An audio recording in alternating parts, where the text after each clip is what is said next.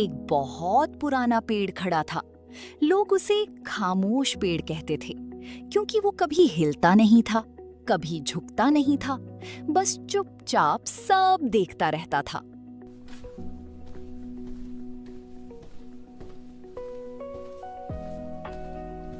दादी, ये पेड़ इतना चुप क्यों रहता है? बेटा, ये पेड़ बोलता नहीं, लेकिन सबकी बातें सुनता है और याद रखता है। गांव के लोग उस पेड़ के नीचे बैठकर अपनी खुशियां, दुख और राज छोड़ जाते थे। कोई रोता था, कोई हंसता था, और वो पेड़ बस खामोशी से सब समेट लेता था।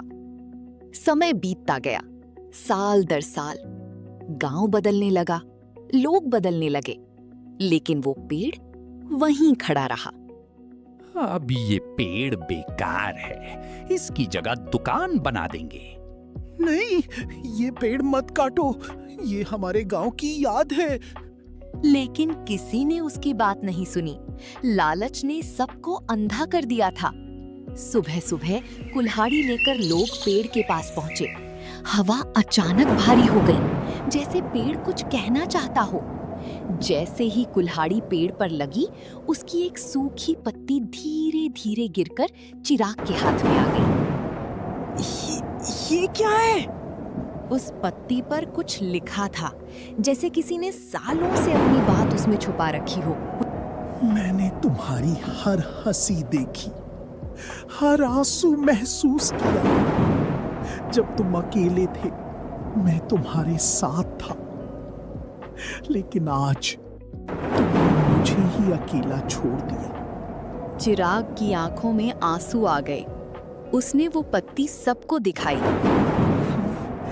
हम क्या कर रहे हैं? अचानक सबको एहसास हुआ, ये सिर्फ एक पेड़ नहीं था, ये उनके हर पल का गवाह था। लोगों ने कुल्हाड़ी नीचे रख दी, लेकिन तब तक देर हो चुकी थी। पेड़ आधा कट चुका था। हमें इसे बचाना होगा। सबने मिलकर पेड़ को संभालने की कोशिश की।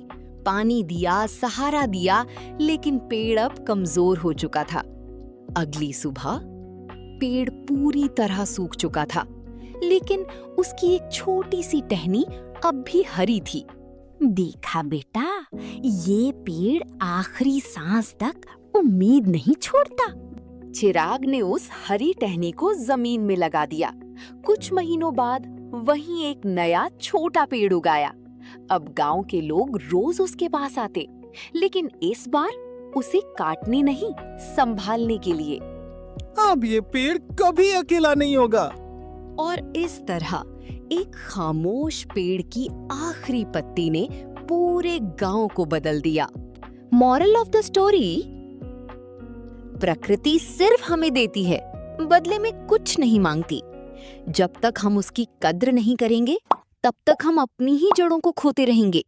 गलती के बाद पछताना आसान है, लेकिन सही समय पर समझना जरूरी है।